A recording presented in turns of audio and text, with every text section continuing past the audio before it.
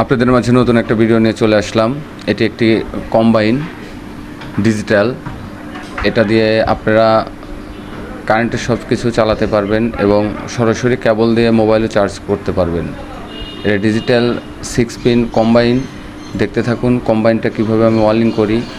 এখন যে লাগালাম হলুদ তারটা আইপিএসের আর কালো লাগিয়ে দিচ্ছি আগেই। দেখতে থাকুন কিভাবে এটা আমি এখন ফিটিং করি। এটা ফিটিং করার পর এর কভার লাগানোর পরে আপনারা বুঝতে পারবেন যে এটা কী ধরনের কম্বাইন। দেখতে থাকুন কিভাবে আমি এটাকে ফিটিং করি।